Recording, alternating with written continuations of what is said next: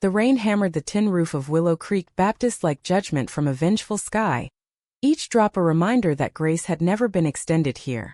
Harper Ellis, 16 and trembling, stood at the altar where her mother had preached fire and brimstone for as long as she could remember, her confession spilling out in a whisper that cut through the storm. "Mama, I think I love girls the way I'm supposed to love boys." Evelyn Harper's face, usually a mask of pious serenity, cracked like the lightning outside. Eyes narrowing not in sorrow but in revulsion, her voice a thunderclap. "This house of God will not harbor sin, Harper. Not under my roof." And just like that, the girl who had sung hymns in the choir loft was cast out, her backpack slung over one shoulder, the door slamming shut behind her as the downpour swallowed her whole. That night blurred into a haze of bus tickets and borrowed couches, Harper fleeing the humid embrace of North Carolina for the cold anonymity of Portland, Oregon. The Pacific Northwest welcomed her with fog-shrouded streets and coffee shops that smelled of roasted beans and quiet desperation, a far cry from the sweet tea and cicada choruses of her youth. She was 18 by the time she landed a job waitressing at a diner off Burnside. Her southern drawl softened into something neutral, untraceable. The ache of abandonment settled in her bones like damp chill, manifesting in the way she avoided mirrors, those hazel eyes too much like her mother's, accusatory even in silence. Portland became her reinvention, a canvas of gray skies and indie bookstores where she could lose herself in stories of women who loved fiercely without apology. She dated a barista with tattooed wrists named Lena, then a poet whose verses promised forever but delivered only echoes. Each romance chipped away at the walls Evelyn had built around her heart, but never fully breached them. Harper learned to navigate the city's underbelly of queer bars and pride parades, where rainbow flags fluttered like defiant prayers. Yet, in the quiet hours after last call, when the neon buzz faded, she would trace the faded ink on her inner wrist, a simple oak leaf, inked during a tipsy night out, symbolizing roots she could never quite sever. Work filled the voids. By 25, she had clawed her way into graphic design, freelancing logos for local nonprofits, her sketches infused with subtle motifs of blooming dogwoods and winding rivers, echoes of home she dared not name. Friends came and went, a chosen family of artists and activists who toasted to survival over cheap wine. But the letters from Willow Creek arrived like ghosts. Evelyn's handwriting sharp and unyielding, updates on church repairs or community suppers, never an apology, never a question about the daughter she had exiled. Harper burned them in her sink one autumn, the flames dancing like fireflies against the porcelain, her tears salting the ash.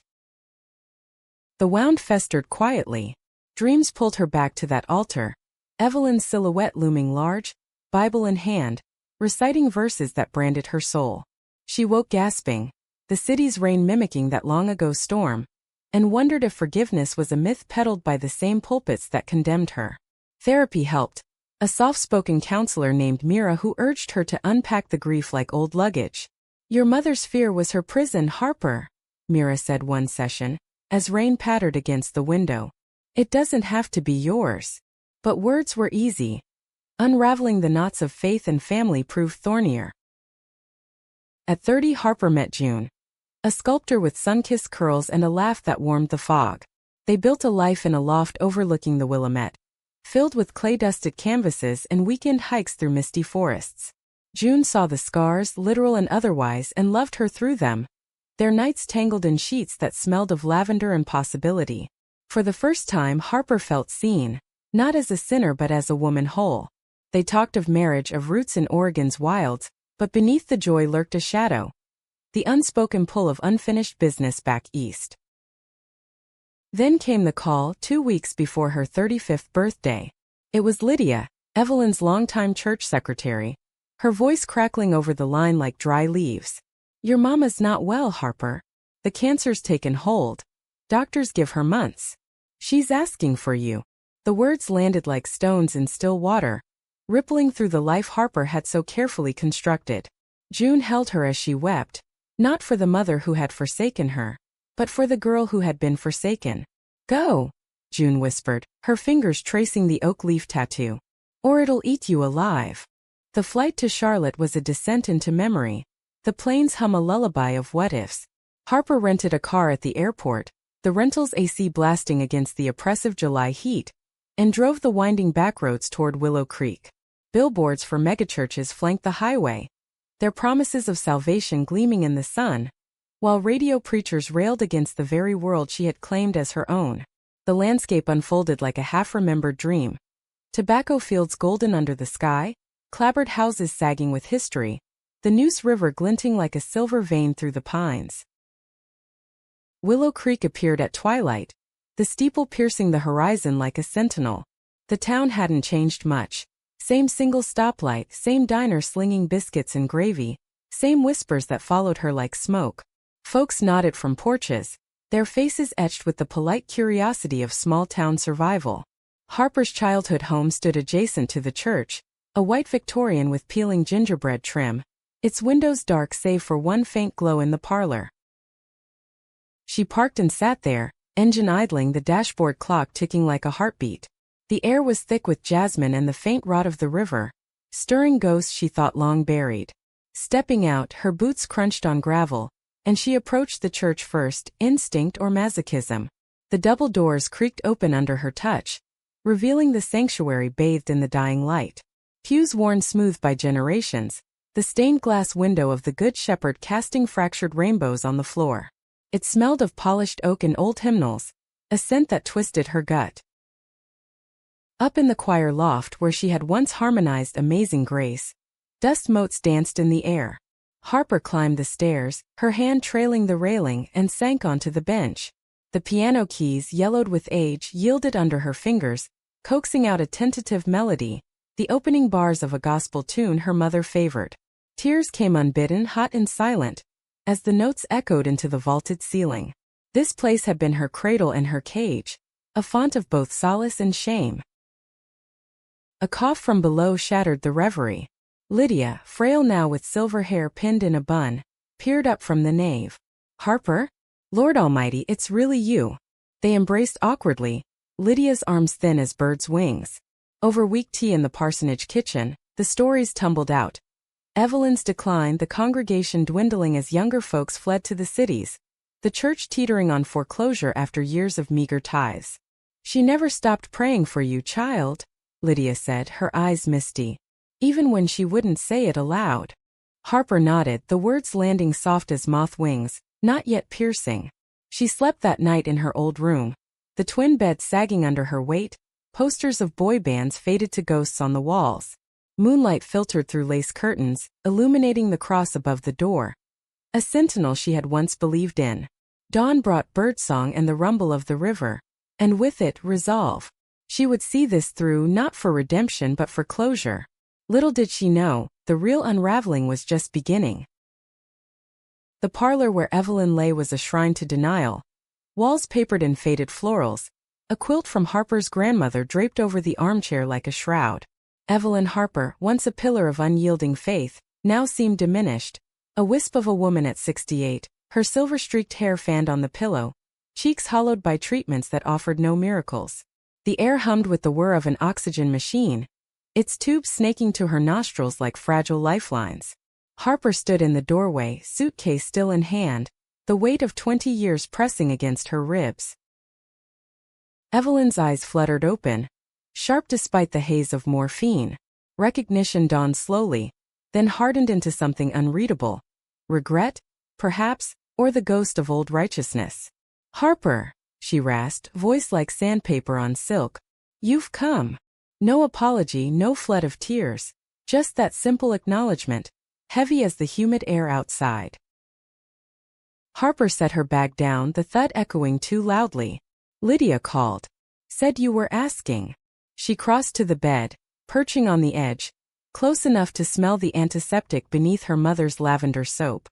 The room held relics of their shared past. A framed photo of them at the church picnic, Harper gap-toothed and grinning, Evelyn's arm around her shoulders, a Bible on the nightstand, its pages dog-eared at Leviticus. Harper's fingers itched to flip it open, to confront the verses that had been weaponized against her. They spoke in fits and starts, words skirting the chasm between them. Evelyn recounted the church's woes, the roof leaking like a sieve, the youth group vanished to TikTok and temptation, the deacons bickering over funds. Folks need guiding now more than ever, she said, her hand trembling as she reached for a glass of water. Harper helped her sip, the intimacy jarring, an echo of childhood fevers and bedtime stories laced with parables. But the undercurrent pulled them toward the unspoken. Harper's gaze drifted to the window, where lightning bugs began their twilight waltz, their glow brief and beautiful against the gathering dusk. "You built this place on exclusion, Mama," she said finally, voice steady as the river beyond. "And it broke us." Evelyn turned away, staring at the ceiling fan's lazy spin. "I did what the Lord called me to. Sin is sin, Harper. It's not personal." The words landed like embers, scorching old wounds. Harper rose, pacing the creaky floorboards, her reflection fragmented in the vanity mirror. A woman in her prime, lines of laughter and loss etching her face, yet still the girl cast out in the rain. That night sleep evaded her. She wandered the house like a specter, fingers tracing the banister worn smooth by her small hands, the kitchen table scarred from family devotions. In the attic, amid boxes of sermon notes and yellowed choir robes, she found her old journal, leather-bound, pages filled with adolescent scrawls about crushes on the neighbor girl Sarah, whose freckles danced like constellations. The entries ended abruptly, mid-sentence, the night of her confession. Harper sat cross-legged on the floorboards, flashlight beam cutting the dust, and wept for the voice silenced too soon. Dawn brought a fragile truce. Over oatmeal in the sun-dappled kitchen, Evelyn broached the future. "The church. It's yours if you want it. Lydia's handling the papers. I can't fight anymore." Harper nearly choked on her spoon. The offer a poisoned chalice. Inherit the very altar of her exile? The irony twisted like kudzu vines, choking the breath from her lungs. She drove into town that morning, needing air beyond the house's confines. Willow Creek stirred slowly. The hardware store opening its doors with a bell's jingle, Miss Clara's flower shop spilling petunias onto the sidewalk. At the diner, heads turned as she slid into a booth, the waitress, now graying but with the same warm smile, pouring coffee without a word. Whispers followed. The prodigal daughter returned, the preacher's queer girl. Harper met their stares with a nod, chin lifted, the oak leaf on her wrist peeking from her sleeve like a quiet rebellion. Portland called in the afternoon, June's voice a lifeline across the miles. "How's the battlefield?" she asked, her tone light but laced with worry. Harper described the house's ghosts, Evelyn's frailty, the church looming like a judge. "It's unraveling me," she admitted, watching a heron stalk the riverbank from the parsonage porch. June listened, then said softly, "You're stronger than this place, love, but maybe it's time to rewrite the story." Emboldened, Harper visited the church alone that evening, the sanctuary empty save for the hum of cicadas outside. She lit candles on the altar, not in prayer but in defiance, their flames flickering like hesitant stars. Sitting in the front pew, she let the silence envelop her, memories crashing like waves. Sunday services where Evelyn's voice soared, commanding souls to repentance. The youth retreat where she first felt Sarah's hand brush hers under the blanket of night, a spark that ignited everything. Footsteps echoed from the vestibule, pulling her from reverie. A woman entered, silhouette framed by the setting sun, tall with cropped chestnut hair and a messenger bag slung over one shoulder. She carried a stack of flyers, pausing when she saw Harper. "Evening," she said, voice warm as hearthfire. "Didn't expect company. I'm Riley Thorne, new youth coordinator, or what's left of it." Harper stood, brushing dust from her jeans. Harper Ellis. Evelyn's daughter. The name hung between them, loaded. Riley's eyes, a deep green flecked with gold, widened slightly then softened. "I've heard. Well, the town's got a long memory. But it's good to meet you. Your mother's talked about you in her way." They talked as Riley tacked flyers to the bulletin board. Announcements for a community book drive, subtle nods to inclusivity scrawled in her neat hand. She was 32, a transplant from Asheville, with a degree in social work and a passion for making sacred spaces safe again. Her laugh came easy, disarming, as she shared stories of wrangling rowdy teens into discussions on empathy over exclusion. Harper found herself leaning in, the tension in her shoulders easing for the first time since landing. As dusk deepened, Riley lingered. "This place has bones, Harper. Good ones under the rot. Ever think about what it could be? The question lingered like the scent of her cedar cologne, stirring something dormant. A vision of walls painted in welcoming hues, windows open to all winds. Harper shook her head, but the seed took root. Back at the house, Evelyn slept fitfully, her breaths ragged. Harper watched from the doorway, the oxygen machine's rhythm a metronome to her thoughts. Inheritance wasn't just bricks and mortar. It was reckoning with the blood that built them. She texted June a photo of the church's steeple against the starry sky. Cracks everywhere. But maybe light gets in. The days blurred into a rhythm of caregiving and confrontation. Mornings brought Evelyn's wan smiles over breakfast. Afternoons her visits to the church where Riley's energy infused the stale air. They collaborated on small tasks, clearing cobwebs from the basement, sorting donated clothes for a local shelter. Riley's presence a balm, her stories of queer youth in the Bible Belt weaving threads of shared understanding. One evening as thunder rumbled distant, Evelyn called Harper to her bedside. "I was wrong," she whispered, eyes glistening. "Not about faith, about love. It blinded me." The confession cracked something in Harper, tears spilling as she clasped her mother's hand, the first touch in years. But forgiveness was a river, not a dam. It flowed slow, carving canyons before smoothing stones. Riley became the bridge, her quiet strength drawing Harper out. Overshared lunches at the diner, grits for Harper, avocado toast for Riley, they traded histories. Riley's coming out in a family that chose silence over spectacle, Harper's flight to Portland's embrace. Laughter mingled with sorrow, the table a confessional booth of their own making. Yet cracks widened. A deacon cornered Harper after service, Bible thumping about traditional values. His face purple with piety. She held her ground, voice steady. Tradition without heart is just noise. Word spread, the town fracturing along old lines, some nodding approval, others crossing the street. Evelyn worsened, her lucidity fading like summer light. In delirium she murmured apologies, visions of Harper as a child twirling in the yard. Harper sat vigil, reading aloud from a worn copy of Walt Whitman, Leaves of Grass for a Soul Starved of Grace. Riley joined her one night, bringing wildflowers from the riverbank, their petals soft as whispered vows. As august heat peaked, the church's fate hung in balance. Foreclosure loomed, a vulture circling. Harper stared at the deed papers on the kitchen table, ink blurring under her gaze. To claim it meant owning the pain. To let go meant abandoning the girl who had prayed there. Riley's hand on her shoulder grounded her. What if it's not about reclaiming? What if it's reimagining? The idea bloomed tentative, a refuge, not a rebuke. A space for the town's hidden hearts. Support groups for queer youth, art nights for the grieving, potlucks where stories supplanted sermons. Evelyn, in a rare clear moment, nodded from her bed. Make it yours, child. Let light in. But doubt not. Harper dreamed of the storm again, doors slamming, rain erasing her path. Waking to Riley's text, "Coffee at dawn? Bring your fire." She rose, the first rays gilding the horizon. The rebuild had begun, not in stone, but in the fragile architecture of hope. Riley Thorne moved through the world like willow branches in a breeze, graceful, resilient, bending without breaking.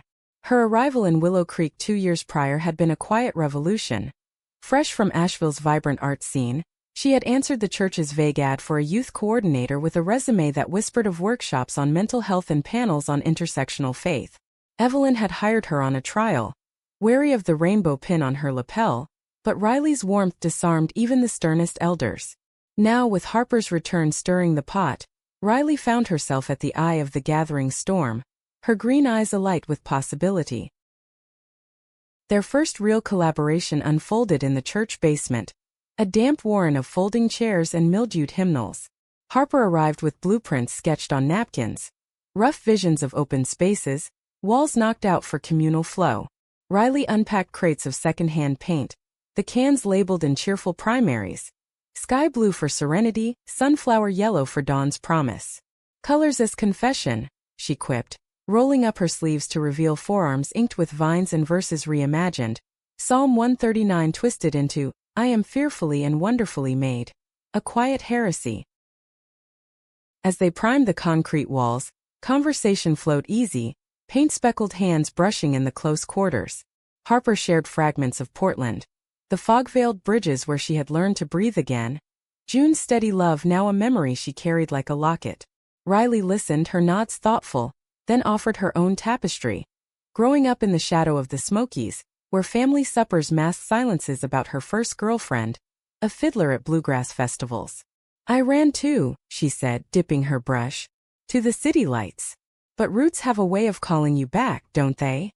The admission hung between them, charged as the humid air. Harper paused, roller midstroke, meeting Riley's gaze. There was no pity there, only recognition, a mirror held steady. They do, she murmured, resuming her work, the rhythm sinking like heartbeats. By midday, sweat beaded their brows, laughter punctuating the labor as they recounted disastrous dates. Harper's poet who rhymed eternal with infernal. Riley's banjo player who proposed after one strum. Word of their project trickled through town like creek water over stones. Miss Clara dropped off cookies, her eyes twinkling with unspoken support. The diner waitress, now an ally in her 60s, slipped Harper a note. Proud of you, girl. Bin time. But resistance simmered. Deacon Harlan cornered Riley after a town hall, his Bible clutched like a shield. Turning God's house into a den of whatever this is. Evelyn would roll in her grave. Riley met his bluster with calm. Evelyn's still breathing, Harlan. And she's the one who signed the keys over. Evelyn's condition stabilized briefly, a cruel reprieve that allowed her to witness the stirrings. From her armchair by the window, she watched Harper and Riley haul lumber from the hardware store, their figures silhouetted against the autumn gold. One afternoon, as leaves carpeted the yard in crimson, she beckoned Harper close. That Thorne girl. She's got light in her. Like you used to before I dimmed it. The words, fragile as spun glass, pierced Harper's armor.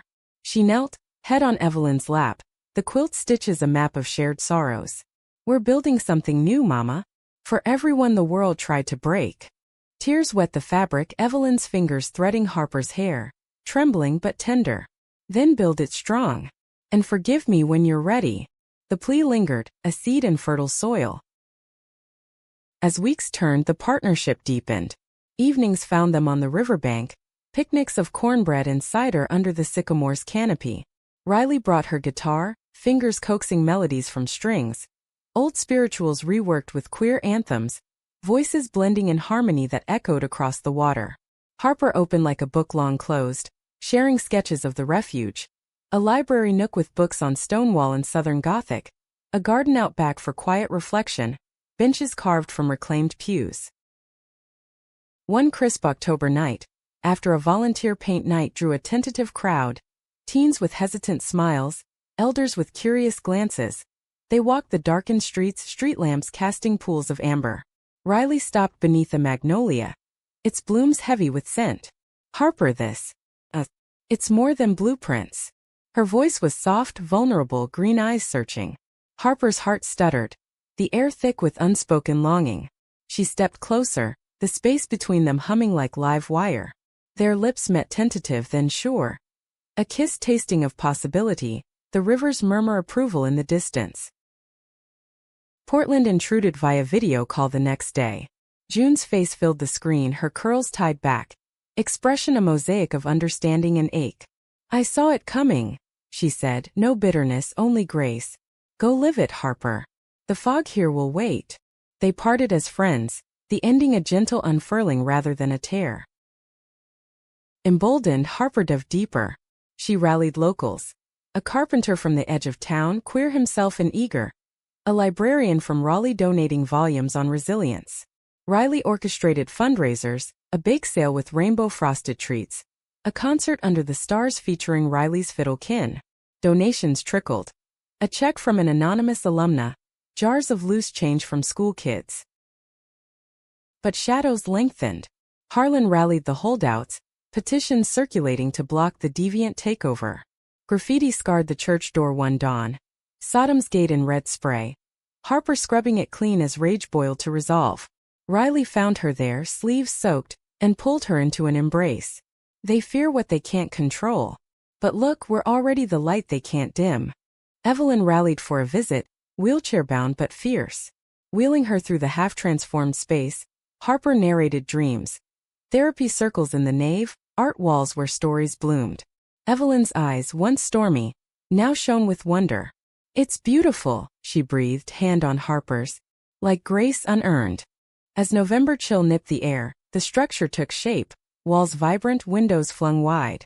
Harper and Riley worked side by side, their bond a quiet flame. Stolen glances over blueprints, fingers laced during walks, nights spent mapping futures over tea. Understanding bloomed in the spaces between. Riley's patience with Harper's ghosts, Harper's fire fueling Riley's visions. Thanksgiving brought a milestone. A trial gathering, mismatched chairs circled for shared stories. A teen spoke of hiding crushes, an elder of lost loves in the closet era. Evelyn, from her spot by the hearth, added her voice, halting but honest. "I failed you all once. Let this be my amends." Applause rippled, tears flowing free. In the afterglow, Harper and Riley slipped outside, stars pricking the velvet sky. "We're just beginning," Riley whispered, forehead to Harper's. Harper nodded, the weight lifting, forgiveness a river now, carrying them forward. The refuge pulsed with nascent life, a heartbeat against the night. Forgiveness, Harper learned, was no single act but a mosaic, pieced from shards of honesty and the slow melt of resentment. It began in earnest that December, as frost etched the church windows like lace, Evelyn's strength ebbing like the tide. The parsonage became a vigil of sorts, Harper shuttling between her mother's bedside and the refuge's evolving heart. Riley anchored her, their mornings starting with coffee on the porch, steam rising like prayers unspoken, conversations delving into the marrow of wounds. One gray afternoon, with snow flurries dusting the pines, Evelyn gathered the fragments of her story. Propped on pillows, Bible open but unread, she spoke of her own youth in the tobacco belt, a preacher's daughter, courted by Harper's father in stolen glances at revival meetings. He was kind, but the church, it demanded perfection I couldn't give. After his early death, Evelyn had armored herself in doctrine, sermons a shield against grief's raw edge. "When you came to me that night, rain pouring like accusations, I saw my own fears reflected. Not sin, Harper. My failure to protect you from a world that breaks the tender ones first." The words landed soft, thawing the ice in Harper's chest. She sat silent, hand in Evelyn's, the room filled with the tick of the mantel clock and the distant hum of Riley directing volunteers outside. "You chose fear over me," Harper said at last, voice steady but laced with ache. "But I see it now. Your prison was built long before I was born." Evelyn wept then, shoulders shaking, and Harper held her, the embrace a bridge over chasms spanned by time. Riley witnessed the mending in quiet ways. She brought meals from the diner, collard simmered slow, cornbread golden, sitting with Evelyn over herbal tea, drawing out tales of church history. The women's circle that stitched quilts for the needy during the Depression, the choir's harmonies that once lifted souls skyward. "Faith isn't a fortress," Riley said one evening, her tone gentle. "It's a garden, wild, weedy, but alive with growth." Evelyn nodded, a spark returning to her eyes, the first real smile in months. The refuge, too, fostered understanding. Word spread beyond Willow Creek, drawing visitors from neighboring hamlets, folks weary of judgment's weight. Harper moderated circles in the nave, now cleared of pews for flexible seating, voices weaving tapestries of pain and perseverance. A young mother confessed hiding her trans son's drawings. An elder, widowed twice, admitted to a lifetime of unspoken Sapphic yearnings. Riley facilitated art sessions, charcoals and clays birthing symbols, broken chains reformed as wreaths, thorns blooming into roses. Harlan's faction tested the waters, attending a potluck with folded arms and sidelong glares. But as plates passed, deviled eggs and pecan pie, the barriers softened. A deacon's wife, voice quavering, shared her brother's suicide, lost to conversion camps. Harlan himself lingered after, cornering Harper in the kitchen. "I don't get it," he grumbled, hands fidgeting with a napkin. "But if it's bringing peace." He trailed off, the concession a crack in his armor. Christmas approached, the air crisp with pine and anticipation. Harper and Riley strung lights in the garden, twinkling strands draping the oaks like constellations brought to earth. Evelyn, frielier now, insisted on helping, her wheelchair positioned by the back door as she directed with a conductor's flourish. "More blue," she called, evoking memories of midnight services where candles mimicked stars. The effort winded her, but joy lit her face, a luminescence Harper hadn't seen since childhood carols. On Christmas Eve, the Refuge held its first full service. Not a sermon but a vigil of stories and song. Folding chairs ringed a central hearth, flames crackling as attendees gathered. Townsfolk and transplants, skeptics and seekers. Riley opened with a fiddle tune, notes soaring like freed birds, then passed the mic. Harper spoke last, voice steady amid the hush. "This place drove me away once with thunder and exile, but love fierce unyielding brought me back. To you.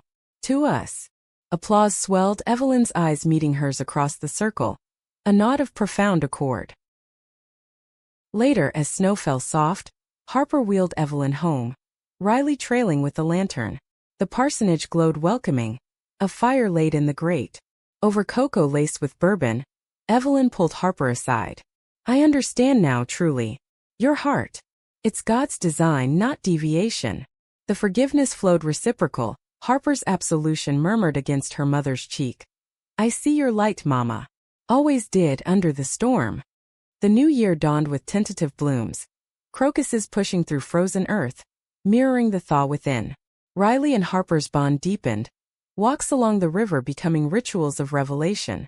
They spoke of dreams, expanding the Refuge to include overnight retreats, partnerships with Asheville's Queer Center. Intimacy unfolded natural, hands clasped in prayer-like poses, kisses lingering like afterglow.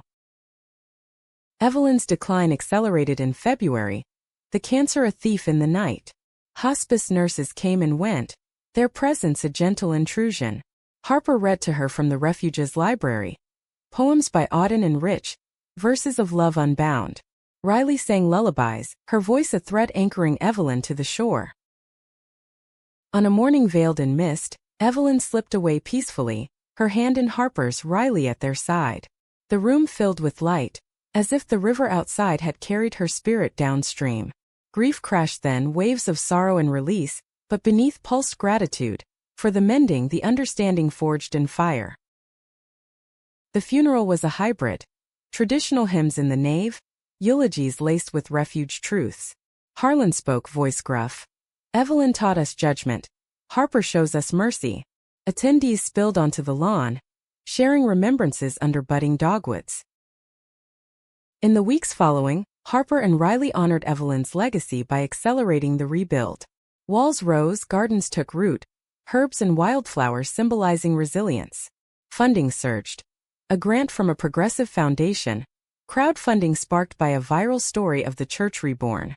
One equinox evening, as spring whispered promises, Harper stood in the completed nave, sunlight slanting through new panes etched with oaks and rivers. Riley joined her, arms encircling from behind. "We did this," she murmured, breath warm on Harper's neck. "Together." Harper turned, hazel meeting green, the mosaic complete. "Not just a refuge," she said, lips curving. "A home." Forgiveness had paved the way, understanding the mortar, binding past to present in a structure enduring. Rebirth stirred in the soil of Willow Creek that spring, tentative as the first green shoots piercing the river mud.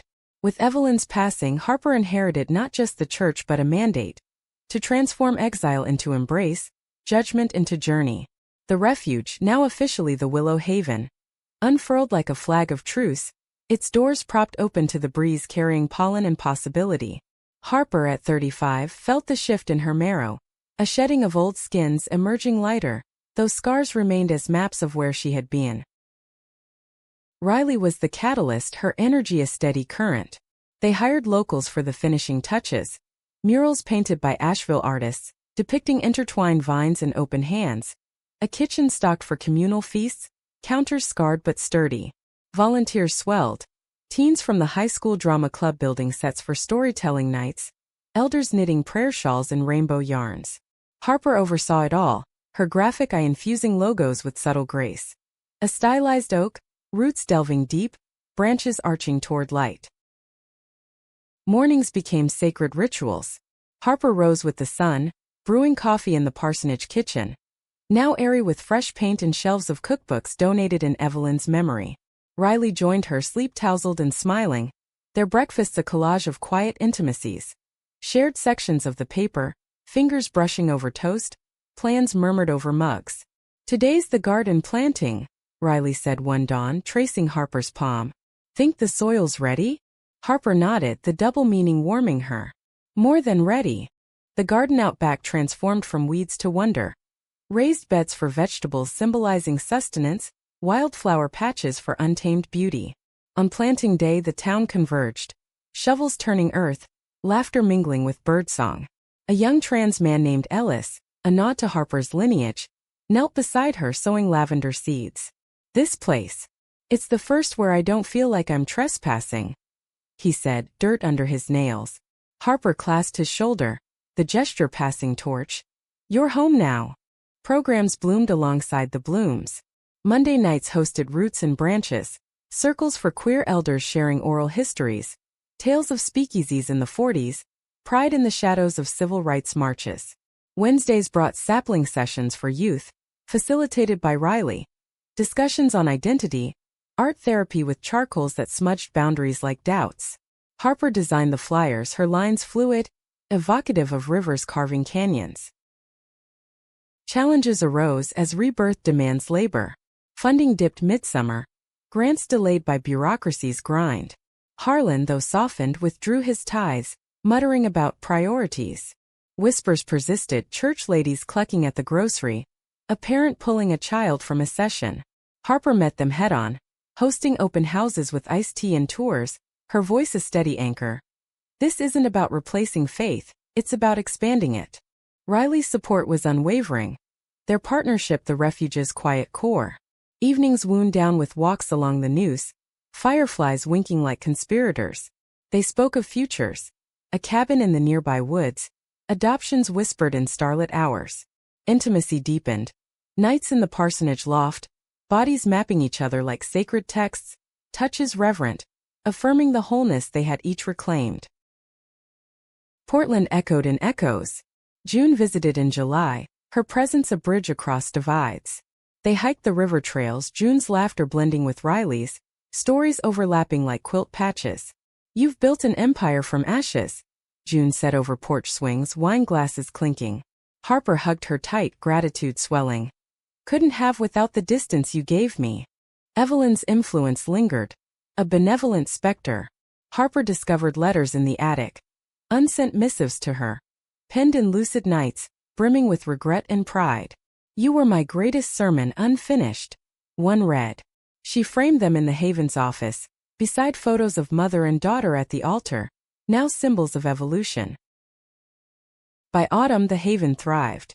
A fall festival drew hundreds, hayrides winding through orchards, booths with zine-making and storytelling pods. A local news crew captured it all, the segment airing statewide, from Fire and Brimstone to Beacon of Belonging. Donations poured in, allowing expansions. A bunkhouse for traveling artists, a library wing stocked with voices from Baldwin to Walker. Harper's inner rebirth mirrored the outer. Therapy continued via Zoom with Mira, sessions unpacking the mosaic further. Forgiveness not erasure but integration. She inked a new tattoo on her collarbone. A phoenix subtle amid flames, wings unfurling toward an unseen dawn. Riley traced it one night, lips following lines. "Beautiful. Like you." Winter brought introspection, snow blanketing the Haven and hush. They hosted Yule gatherings, bonfires crackling as participants shared rebirth narratives. Tattoos of survival, poems of phoenix rises. Harper spoke once, voice carrying. "I was driven away by fear's storm, but love, the kind that sees and stays, brought me back to rebuild. Not just walls but worlds." Riley proposed in the garden that solstice, under a canopy of bare branches, a ring simple as river stone. "Be my always," she asked, kneeling in frost-kissed earth. Harper pulled her up. "Kiss sealing vow. From here to horizon." The Haven's pulse quickened into spring again, programs evolving. Partnerships with schools for ally training, retreats for burnout seeking solace. Harper mentored a young designer, her sketches now infused with Haven motifs. Oaks entwined with willows, symbols of their union. One balmy evening, as dogwoods shed petals like confetti, Harper stood on the porch, surveying the haven's glow windows warm, laughter spilling out. Riley joined her, hand in hand, the river singing below. Rebirth wasn't linear. She knew shadows would linger, storms return. But in this space forged from fracture they had woven resilience. A tapestry of love as salvation, forgiveness as foundation. The girl cast out in the rain had returned not as supplicant, but sovereign, her mother's church reborn as hearth for the heart-weary, a testament that even in America's divided heartland, light could reclaim the dark. Light broke over Willow Creek in waves that summer, each dawn a renewal, painting the haven's steeple in hues of rose and gold. Harper Ellis, now 36, woke to it filtered through gauzy curtains, Riley's arm draped warm across her waist, an anchor in the current of days. The parsonage, once a museum of regrets, hummed with life, bookshelves groaning under volumes of queer lore and southern lore, the kitchen table scarred from communal suppers. They had married quietly in the garden that June, under blooming jasmine, vows exchanged before a circle of haven folk, Evelyn's quilt draped over their shoulders like blessing. The Refuge, Willow Haven, had become a beacon, its reach rippling beyond the town's borders. Buses ferried groups from Raleigh and Charlotte, corporate teams for diversity workshops, church delegations seeking models of inclusion. Harper curated the spaces, her designs breathing narrative into architecture. Murals of migrating geese symbolizing journeys home, benches etched with quotes from Lord, "Your silence will not protect you." Riley led the programs, her fiddle calling gatherings to order, voice weaving empathy like thread. Success brought its own tempests. Media frenzy followed the news feature. Interview requests piling like leaves, a documentary crew scouting locations. Harper navigated it warily, her face on screens a vulnerability she armored with purpose. "It's not about me," she told a reporter, hazel eyes steady. "It's about the space holding stories too long silenced." Riley teased her over dinner that night. Stew simmering, fireflies pressing against the panes. "You're a quiet storm, love. Sweeping clean." Deeper waters stirred within. Harper's rebirth crested in solitude. Solo hikes along the river, journal in hand, penning letters to her younger self. Affirmations of worth, blueprints of the woman she had become. Therapy with Mira evolved to celebrations. Unpacking not just pain, but the power born from it. "You've alchemized exile into empire," Mira said, pixels warm on the screen. Harper smiled, the oak tattoo on her wrist catching light. A root system now grounded. Evelyn's legacy flowered posthumously. A bequest surfaced in spring. Funds tucked away for the church's true calling. Earmarked by her final will. Harper used it for scholarships, sending Haven youth to camps on identity retreats in the Smokies. At the annual Memorial Garden planting they unveiled a plaque. In memory of Evelyn Harper, preacher of storms, mother of light. Tears fell as Riley read it aloud, her voice breaking on the last words. Their union deepened the Haven's warmth. Couples circles bloomed under Riley's guidance. Spaces for queer partners to navigate southern stigmas, hands held in candlelight. Harper and Riley modeled vulnerability, sharing their meet-cute amid paint cans, the slow dance from allies to beloveds. One session, a woman in her 40s confessed a lifetime of hidden love. Harper knelt beside her, whispering, "The door's open now. Step through." Town dynamics shifted like seasons. Harlan attended a festival, gruff but present, even donating a ham for the feast. Miss Clara's flower shop supplied arrangements for every event, petals a rite of acceptance. Whispers faded to welcomes, the stoplight town a microcosm of broader change. America's heartland, one haven at a time. Portland wove back in threads. June relocated nearby, opening a studio in Kinston, her sculptures now dotting the garden. Bronze figures entwined, symbols of release. Visits became traditions. Barbecues on the porch, stories swapped over bourbon, June's toast ever the same. To roots reclaimed, branches unbound. As autumn gilded the leaves, the Haven hosted its first anniversary gala. A lantern-lit affair in the nave, strings of bulbs mimicking fireflies. Attendees swelled. Old allies, new faces from afar. Harper spoke from the makeshift stage, Riley's hand in hers. "A year ago, this was a house of hurts. Today, it's a hearth for healing." We've wept here, laughed here, loved here. Proof that from darkness dawn insists. Cheers erupted, lanterns released skyward, dots of light ascending like prayers answered. Winter Whispered of Expansions, a podcast series on queer Southern voices, collaborations with Vermont collectives for cross-regional retreats. Harper sketched plans late into nights, Riley's head on her shoulder, dreams shared in hushed tones. Intimacy remained their sanctuary. Mornings tangled in sheets, evenings stargazing from the loft, bodies a language of trust. One crystalline February morning as hoarfrost etched the windows, Harper received a letter from an unfamiliar hand. A young woman from Texas, inspired by the Haven's story, seeking guidance on her own rebuild. Harper penned back, words flowing like the river. Start with the crack. Light enters there. Build with love. It holds. Spring returned, dogwoods in full chorus, the garden a riot of color. Harper walked its paths alone sometimes, fingers brushing lavender, remembering the girl in the rain. That girl had forged this, through fracture, forgiveness, fierce devotion. Riley found her there one eve, pulling her into a dance amid the blooms. No music but the breeze. What now? Riley asked, forehead to Harper's. More light, Harper replied, spinning her under the oaks. Always more. The Haven endured, a refuge not just for the lost but the found, a testament to rebirth's quiet power. In America's tapestry of tensions, Willow Creek shone soft. A story of storms weathered, love as the ultimate reclamation. Harper Ellis, once exiled, now embraced the dawn, her mother's church reborn, her heart a haven eternal.